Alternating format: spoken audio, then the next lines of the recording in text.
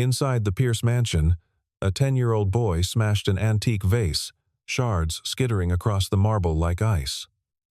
Guards held their breath. A nanny cried. His mother, CEO Adelaide Monroe, stared steel on Wall Street, powerless at home. They said no one could calm Ethan. Not tutors, not therapists, not even the cops once called in.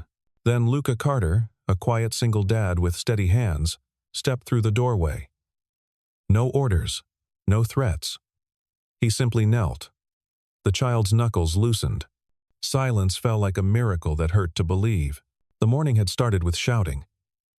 Ethan Monroe stood in the center of the foyer, his small frame rigid with fury, a paper knife gripped in his right hand. The marble floor beneath him reflected the chandelier's cold light, turning the space into a hall of distorted mirrors. Adelaide Monroe, dressed in a red V-neck dress that commanded boardrooms, watched from the archway. Her blonde hair was pulled back, with the same precision she applied to quarterly reports. But here, in her own home, precision meant nothing. Ethan had pushed his breakfast bowl off the table an hour earlier. He had refused to speak to the nanny. He had locked himself in the bathroom until Adelaide threatened to call the locksmith. And now, the vase, a family heirloom worth more than most people earned in a year, lay in pieces. The security chief, Gwen Barrett, stood near the entrance, her hand resting on her radio. She was 42, pragmatic, trained to assess threats in seconds. But this was not a threat she could neutralize. This was a child in pain. Adelaide's voice cut through the room. Ethan, put the knife down. Her tone was firm, the same she used with underperforming executives. Ethan's response was to grip the knife tighter. His breathing came in short, jagged bursts. Adelaide felt her chest tighten. She had survived hostile takeovers, negotiated billion-dollar mergers, stared down activist investors. But her son, this small boy, who once laughed at bedtime stories, was a puzzle she could not solve. The nanny, a young woman named Clara, wiped her eyes and stepped back. She had tried everything. Time out. Rewards. Soft music. Nothing worked. Then the door opened. Luca Carter entered without fanfare. He was 36, lean, with the quiet presence of someone who had learned to move through chaos without adding to it. He wore a simple gray shirt and dark pants. No uniform. No badge. Just a backpack slung over one shoulder. Gwen had briefed him on the phone. Former Navy SEAL, single father of a 6-year-old daughter, specializes in trauma response for children. Adelaide had been skeptical. Another expert promising miracles. But the board had been clear, either fix this or face questions about her fitness to lead. Luca's eyes scanned the room. He noted the marble floor, the broken vase, the distance between Ethan and the adults. He lowered the backpack slowly, crouching until he was at the boy's eye level. He did not reach out. He did not invade the child's space. He simply mirrored Ethan's posture, knees bent, shoulders slightly forward. "You're about to explode," Luca said quietly. His voice was steady, without judgment. "Because no one's listening." Ethan's hand trembled. The knife wavered. Luca continued. "That noise in your chest, it feels like thunder, doesn't it? Like something's going to crack." Ethan's eyes widened. "How did this stranger know?" Luca tilted his head slightly. "Can you name 3 things you see right now?" Ethan blinked. His breathing slowed a fraction. The light," he whispered. "Good," Luca said. "What else?" "The door. And one more." Ethan's gaze shifted. "You." Luca nodded. "I'm right here. I'm listening." The knife clattered to the floor. Ethan's knees buckled, and Luca caught him gently, letting the boy sit on the cold marble. Adelaide pressed her hand to her mouth. In 30 seconds, this man had done what months of therapy had not. Silence filled the mansion, thick and fragile, like the moment after a storm passes. Adelaide stood frozen, her pulse hammering in her ears. Gwen exhaled slowly, her hand dropping from the radio. Clara, the nanny, slumped against the wall in relief. Luca remained kneeling, his hand resting lightly on Ethan's shoulder, not restraining, just present. The boy's breathing gradually evened out. Luca waited. He did not rush. He did not speak. He simply let Ethan feel the ground beneath him, the cool air, the absence of shouting. After a long minute, Ethan looked up. His eyes were red-rimmed, but clearer. "I didn't mean to break it," he said. Luca's voice was calm. "I know." Adelaide stepped forward, her heels clicking on the marble. Luca raised a hand gently, stopping her. He looked at Adelaide. And in that glance, she understood. Not yet. Let the child breathe. That evening, Adelaide sat across from Luca in the walnut-paneled study. The room smelled of leather and old books. Outside, rain began to tap against the windows. Gwen stood by the door, arms crossed, observing. Adelaide poured herself a glass of water but did not drink. "Who are you?" she asked. Luca leaned back in the chair. "Someone who understands what it's like when the world gets too loud." Adelaide set the glass down. "I read your file. Navy SEAL. Honorable discharge. Single father. That tells me what you were, not who you are." Luca's expression did not change. "I'm someone who teaches kids how to breathe when their lungs forget how." Adelaide studied him. "My son has seen 4 therapists, 2 psychologists, a behavioral specialist. None of them could do what you did this morning." Luca's voice was measured. "They probably tried to fix him. I'm not here to fix him. I'm here to walk with him." Adelaide's phone buzzed on the desk. She glanced at it. Otis Randall, the CFO, asking about the quarterly earnings call. She silenced it. "What do you need?" she asked. Luca opened a small notebook. 72 hours to observe. Sleep schedule. Eating habits. Breathing patterns. Daily routines. "I need to see when he's calm and when he's triggered." Adelaide's jaw tightened. "And then? Then we build a plan. Grounding techniques. Breath work. Controlled exposure. No miracles. Just tools." Gwen spoke from the doorway. "The press is already sniffing around. They're calling you a personal security consultant. We need to keep this quiet." Luca nodded. "I'll stay in the guest house. I'll keep distance in public. But I need access. If Ethan spirals, I need to be there." Adelaide's phone buzzed again. This time it was Clinton Hale, the board chairman. She turned it face down. 2 weeks, she said. Trial period. You stay in the guest house. Gwen monitors everything. If this doesn't work, it will, Luca said. But it won't be fast. And it won't be pretty. Adelaide's eyes hardened. Nothing in my life is. Luca stood. One more thing. I have a daughter, Ellie. She's 6. She'll need to stay with me some days. Is that a problem? Adelaide paused. The idea of another child in her controlled environment felt risky. But she had seen what Luca could do. As long as she doesn't disrupt. She won't, Luca said. She understands. Gwen escorted him out. Adelaide sat alone in the study, the rain growing heavier outside. She thought of Ethan's face when he had whispered those 3 things he could see. The light. The door. You. For the first time in months, her son had looked less like a storm and more like a boy. The next morning, Luca found Ethan in the kitchen. The boy sat at the marble island, staring at a bowl of cereal. He had not touched it. The chef, a man named Gregory, hovered nearby, uncertain.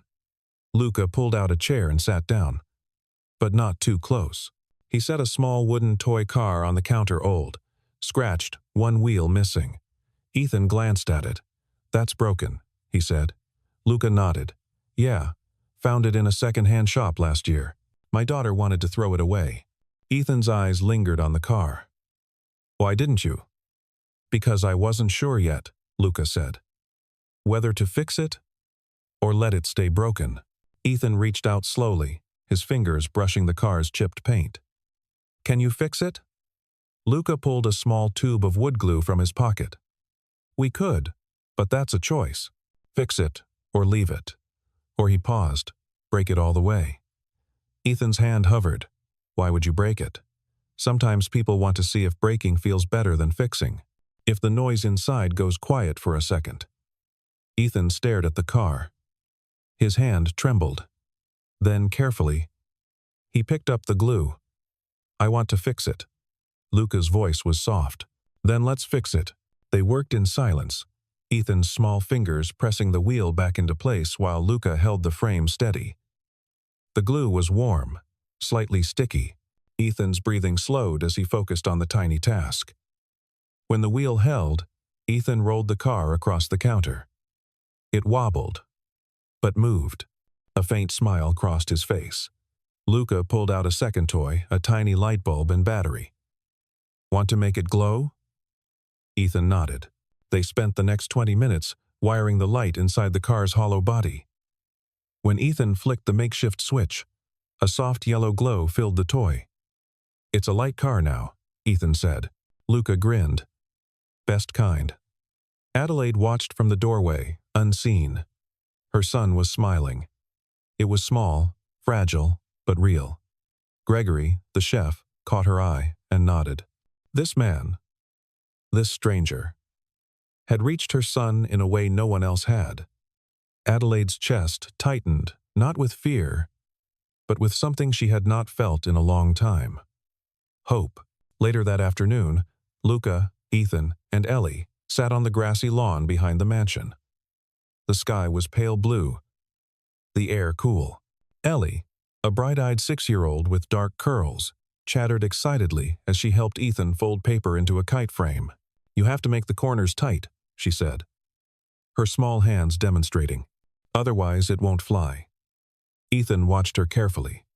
He had not played with another child in months. Luca sat cross-legged, guiding them through the process. Tissue paper, wooden dowels, string. The kite took shape slowly, a simple diamond with a long tail. The generator near the garden shed hummed softly, powering the outdoor lights. Then it sputtered a sharp mechanical cough. Ethan froze. His breathing quickened. His hands clenched the kite string. Luca noticed immediately. "Ethan," he said calmly, "put your hand on your chest." Ethan's eyes were wide, unfocused. "I can't." "Yes, you can. Hand on your chest. Feel it move. Count with me. 4 in." Luca breathed deeply, audibly. 4 hold. Ethan's hand pressed against his ribs. 6 out. Ethan exhaled shakily. Again. 4 in. The generator's hum faded into the background. Ethan's breathing synced with Luca's. Ellie reached over and touched Ethan's arm gently. "It's okay," she whispered. "My dad taught me this too." After 3 cycles, Ethan's shoulders relaxed. Luca picked up the kite. "Let's see if this thing flies." They stood, Ellie holding the spool of string, Ethan gripping the kite's frame. Luca jogged backward, letting the wind catch the paper wings. The kite lifted awkward at first, then steadier. Ethan's eyes followed it, his breathing evening out. Ellie squealed. "It's flying." Ethan's lips curved into a small smile. Luca returned to his side. "You did that. You made something that flies." Ethan watched the kite dance in the wind, the string taut in his hands. The tension felt different now, not like the tightness in his chest, but like a lifeline, something he could hold without breaking. Adelaide stood on the terrace above, her hand resting on the stone railing. She saw her son smile. She saw him breathe, and for a moment, the weight on her chest lifted. That weekend, Luca set up a small studio in one of the mansion's unused rooms. The space was quiet, filled with natural light. He spread craft paper across the floor and set out boxes of crayons. Ethan entered hesitantly, Ellie trailing behind. "What are we doing?" Ethan asked. Luca handed him a black crayon. "Drawing what's in your head." Ethan stared at the blank paper. "I don't know how." There's no wrong way, Luca said. Just put the crayon down and let it move. Ethan knelt on the floor. He pressed the black crayon to the paper and began to draw. A car. Dark, boxy, with jagged lines. Then rain diagonal streaks across the page. Lightning. A sharp zigzag. Glass scattered shards at the bottom. Ellie watched quietly, her own drawing forgotten. Ethan's hand moved faster, harder, the crayon snapping under the pressure. He grabbed another. More glass, more rain. The sound of the crayon scraping against paper filled the room. Then he stopped. His hand hovered. He stared at what he had created. Luca crouched beside him. "That's a lot of noise," he said gently. Ethan's voice was barely a whisper. "My dad died in a car." Luca nodded slowly. "I thought it might be something like that." Ethan's eyes filled with tears. There was a smell, like gasoline, and a loud sound, and glass everywhere. Luca did not touch him. He just sat, his presence steady. "Do you remember where you were?" "In the back seat," Ethan said. "Mom was at work. She always worked late." Luca's voice was soft. "And you've been carrying that picture in your head ever since?" Ethan nodded. "Sometimes I hear thunder, and it sounds like the car. Sometimes I smell rain, and it's like the gasoline, and then I can't breathe." Luca pulled a fresh sheet of paper over. "Okay, let's try something. Draw it again. But this time, add one thing that wasn't there. Something safe." Ethan hesitated. Then he picked up a yellow crayon. He drew a small light in the corner of the car. Just a glow. "What's that?" Luca asked. "A light," Ethan said. "So, I can see." Luca smiled. "Good. That's yours now. Whenever the picture comes back, you put that light in it.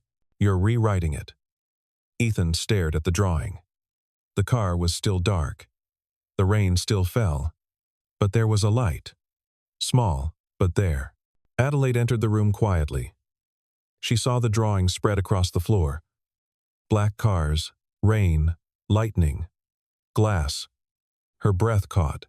She had known her son was in pain, but seeing it rendered in crayon, raw and desperate, broke something inside her. Luca glanced up. "He's doing good work." Adelaide's voice was thick. "That's what he sees? Every day," Luca said. "But he's learning to add light." Adelaide knelt beside the drawings. She had been in a board meeting the day Richard died. She had been negotiating a merger, her phone on silent. By the time she got the call, it was over. She had not been there, and Ethan had carried that alone. She reached out, her fingers brushing the edge of the paper. "I should have been there." Luca's voice was firm, but kind. "You're here now." Adelaide looked at her son. Ethan met her gaze, and for the first time in months, he did not look away. But the outside world was not as patient. A week later, Adelaide sat in the glass-walled conference room at Monroe Capital Group. Clinton Hale, the board chairman, sat at the head of the table, his silver hair combed back, his expression unreadable. Otis Randall, the CFO, tapped a pen against his notepad. Gwen stood near the door, silent. Clinton slid a folder across the table. "We have a problem." Adelaide opened it. Inside were printed photos, grainy, taken with a long lens. Adelaide and Luca standing on the terrace. Adelaide handing Luca her coat during a chilly evening. The angle made it look intimate. Clinton's voice was cold. "The headline is already drafted. Iron Queen's secret. Speculation about a personal relationship. Investor confidence is fragile right now. We cannot afford this." Adelaide's jaw tightened. "He's a consultant, hired to help my son." Otis leaned forward. "And how does the market know that? All they see is you, alone with a man. In your home, late at night." Adelaide's hands curled into fists. "My son has shown 60% improvement in behavioral incidents over the past 7 days. That is measurable. That is real." Clinton's expression did not soften. "And it will mean nothing if our stock drops 20 points because shareholders think you're distracted." Gwen spoke from the corner. "We can issue a statement." Clarify the nature of the arrangement. Clinton shook his head. Statements don't kill stories. They feed them. We need distance. Suspend the contract, quietly. Let the narrative die. Adelaide's voice rose. You want me to fire the one person who has helped my son in 6 months? Otis's tone was almost sympathetic. We want you to protect the company. And your position. The words hung in the air. Adelaide understood the subtext. If she fought this, they would question her judgment, her fitness to lead. They would frame her as emotionally compromised. She had fought boardroom battles before. But this was her son. Clinton stood. We'll table the discussion until next week. But Adelaide, think carefully. The board's patience has limits. After they left, Adelaide sat alone. Gwen approached. What do you want to do? Adelaide stared at the photos. I want to tell them all to go to hell. But you won't. No, Adelaide said quietly.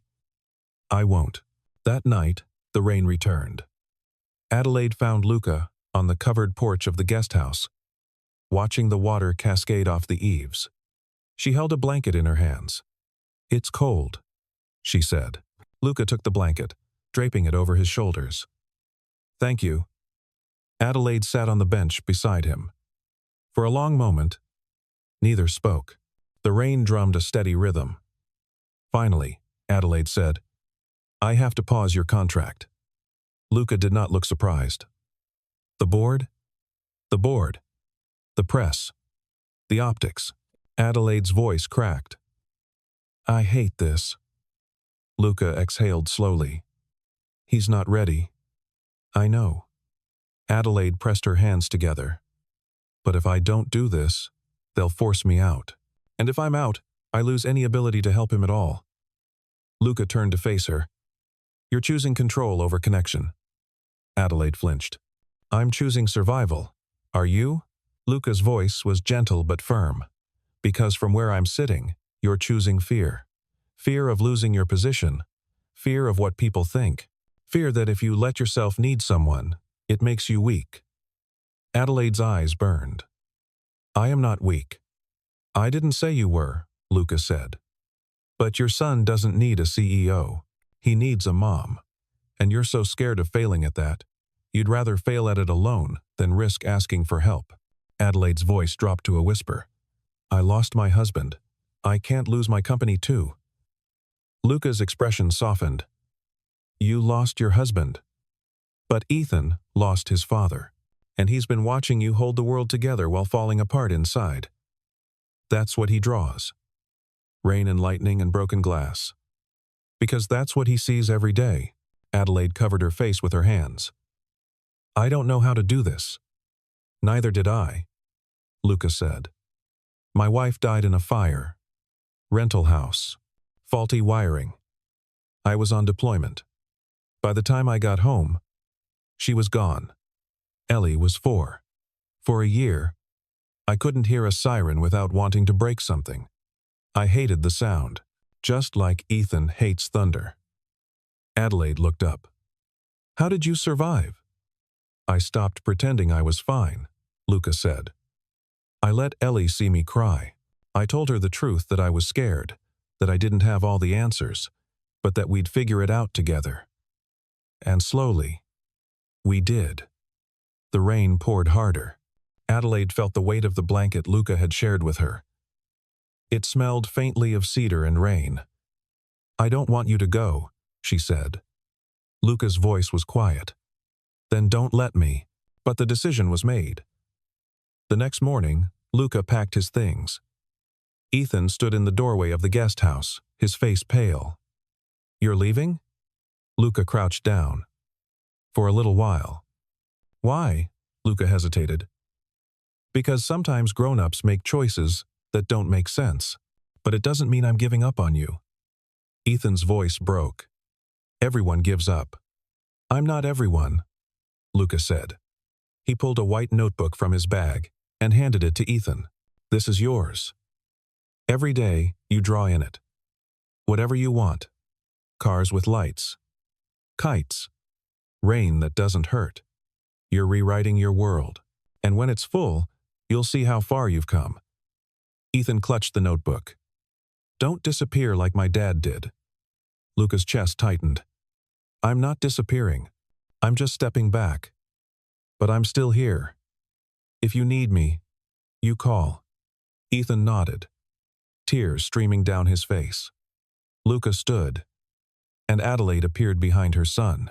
She looked at Luca, and in her eyes, he saw something raw regret, fear, and a desperate, aching hope.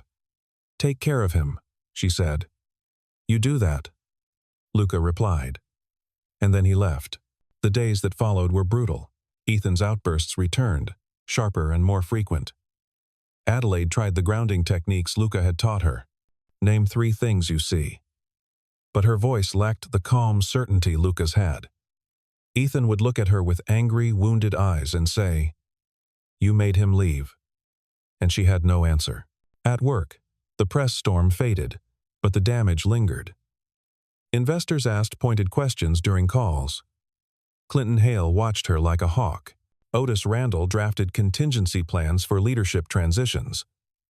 Adelaide felt the world closing in. One night, Ethan refused to come out of his room. Adelaide sat outside the locked door, her head resting against the wood. Ethan, please. Silence. I know I failed you.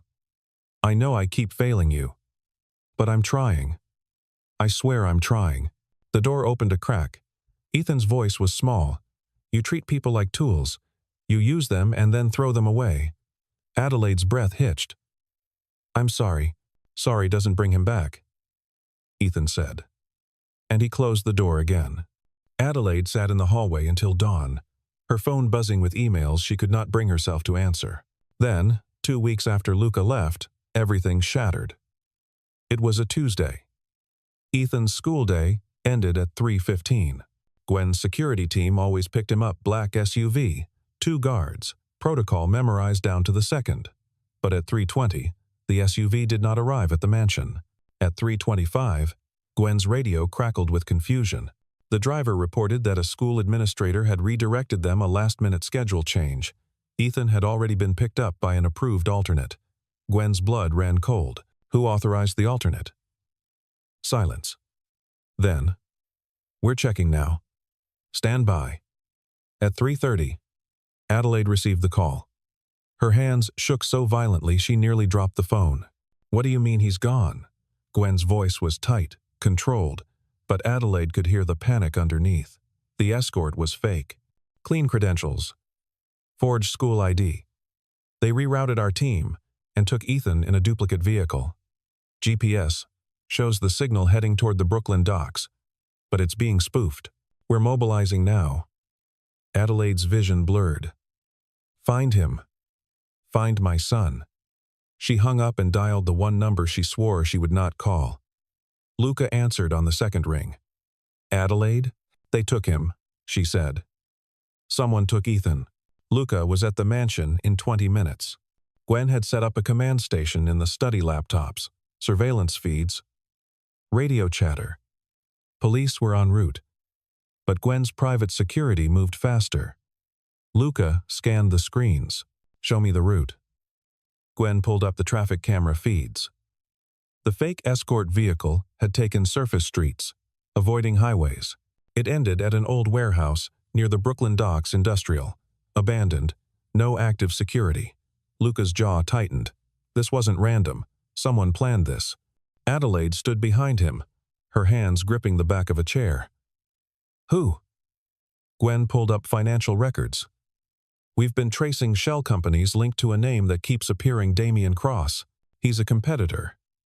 Hedge fund manager. Tall, thin, gray eyes. Known for hostile moves. 3 weeks ago, he made an unsolicited offer to buy into Monroe Capital's clean energy project. You declined. Adelaide's voice was ice. What does he want? Gwen's expression darkened. Leverage. He has Ethan. He'll force you to sign over the shares. Luca grabbed his jacket. I'm going. The police Gwen started. We'll take too long. Luca cut her off.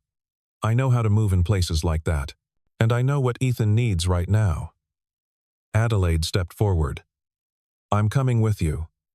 Luca shook his head. You stay here. If this goes wrong, Ethan will need you. Trust me. Adelaide's eyes filled with tears. Bring him back. I will, Luca said. And he meant it. The warehouse loomed against the gray sky, rain hammering the corrugated metal roof. Luca approached from the east side, moving low, his breath steady. He counted 2 guards at the main entrance armed, but bored.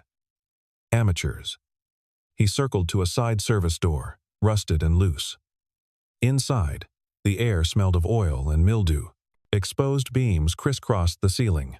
In the center of the space, under a flickering industrial lamp, Ethan sat on a metal chair, his wrists zip-tied, his face streaked with tears. A man stood nearby, tall, thin, with slicked blonde hair and gray eyes. Damien Cross. He was on the phone, his voice smooth and cold. You have 10 minutes to transfer the shares, Miss Monroe, or this gets significantly worse. Luca's mind calculated angles. 3 hostels. 1 child. Limited sight lines. He reached into his pack and pulled out a handful of metal bolts. He threw one hard against a stack of crates on the far side. The clang echoed. Both guards turned, raising their weapons. Luca moved. He came up behind the first guard, a sharp strike to the back of the knee, then an arm lock. The man went down without a sound. The second guard spun, but Luca was faster. Disarm, twist, leverage. The guard hit the ground, groaning. Damien turned, his eyes widening. He lunged for Ethan, but Luca was already there. Damien slashed with a knife, a glancing blow that caught Luca's left shoulder. Pain flared, warm blood soaking his shirt. Luca gritted his teeth and drove forward, using his momentum to knock Damien back. The knife clattered away. Luca pinned him, one knee on his chest, his voice low and lethal. You're done. Damien's gray eyes flickered with fear. Then sirens wailed in the distance. Gwen and the police were closing in. Luca released him and turned to Ethan. The boy's eyes were wide, unfocused. His breathing rapid and shallow. The metal sounds, the clanging, the knife hitting the floor, had triggered him. He was spiraling. Luca crouched in front of him, ignoring the blood on his shoulder. Ethan, look at me. Ethan's gaze was distant. Name 3 things you see. Ethan's voice was a whisper. Ethan's voice was a whisper. I can't. Yes, you can, Luca said firmly. 3 things. Right now. Ethan's eyes darted. The light. Good. What else? The rain. 1 more. Ethan focused on Luca's face. You. Luca nodded. I'm right here. I'm not leaving. Ethan's breathing slowed. The sirens grew louder. Gwen burst through the door, gun drawn, police behind her. Damien was cuffed. Ethan was free. At the hospital, Luca sat on an exam table while a nurse stitched his shoulder. Adelaide stood nearby, her arms wrapped around herself. Ethan was in the next room, being checked over by doctors. He was physically unharmed. Emotionally, the road ahead was long. Adelaide's voice was barely audible. You didn't have to do that. Luca glanced at her. Yes, I did. You could have been killed, but I wasn't, Luca said. And neither was he. Adelaide's composure cracked. Tears spilled down her cheeks. You didn't just protect my son. You brought him back. Luca's voice was soft. Ethan brought himself back. I just held the door open. The nurse finished the stitches and left. Adelaide sat beside Luca, her hand trembling as she reached for his. I made a mistake. I chose the board over you. Over him. And I nearly lost everything. Luca squeezed her hand. You didn't lose him. He's still here, and so am I. The door opened. Ethan stood there, holding a piece of paper. He had drawn 3 people under a clear sky. A woman, a man, a boy. He handed it to Adelaide.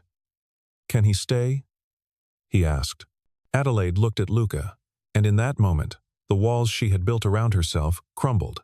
"Yes," she said. "He can stay." Ellie appeared in the doorway, her eyes wide. She ran to Luca, hugging him carefully around the stitches. Then she turned and hugged Adelaide too. And for the first time, Adelaide hugged her back. 1 year later, the Guardian Hearts Foundation held its opening gala. The organization, funded by Monroe Capital and led by Luca as CEO, trained security professionals in psychological stabilization for children in crisis. Adelaide stood on the stage, her voice clear. "A year ago, I thought control was strength. I thought asking for help was weakness. I was wrong. This foundation exists because one man taught my son and me that healing is not a solo endeavor. It is a shared journey." In the audience, Ethan sat between Luca and Ellie, wearing a suit he had picked out himself. He had joined a martial arts class. He had written an essay for school, titled "The Day the Sky Got Quiet." He still had hard days. But he also had tools. And he had people who listened. Damian Cross had been arrested in New Jersey on charges of money laundering, extortion, and kidnapping. His shell companies had been dismantled. Justice, slow but certain, had been served. The following spring, on a small beach 2 hours north of the city, Adelaide and Luca were married. The ceremony was intimate, 20 guests, soft music, the sound of waves. Ethan, now 11, stood beside Luca, holding the rings. When it came time for vows, Adelaide spoke first. "I spent years believing I had to be perfect, that any crack would shatter everything. You taught me that cracks let the light in, and that love is not control. It is trust." Luca's vows were simple. "I promise to walk with you, and I will, every day, every step." When the officiant asked if anyone wished to speak, Ethan raised his hand. His voice was steady. Everyone said no one could calm me, not therapists, not teachers, not even my mom at first. But my dad could. He looked at Luca, his eyes bright, because he didn't try to fix me. He just stayed. There was not a dry eye on the beach. After the ceremony, the four of them walked to the shoreline. Luca pulled a kite from his bag, the same one Ethan and Ellie had made a year ago, patched and reflown a dozen times. They launched it together, the string pulling taut in the wind. Ethan held the spool, his grip firm but not desperate. The kite danced against the blue sky, its tail streaming like a banner of hope. Adelaide stood beside Luca, her hand in his. Ellie chased the kite's shadow on the sand, laughing. The wind carried the sound of their joy across the water. And in that moment, the world was not perfect, but it was whole. The string of the kite stretched between them taut, steady, like the rhythm of a breath held and then released. Together, they let it fly.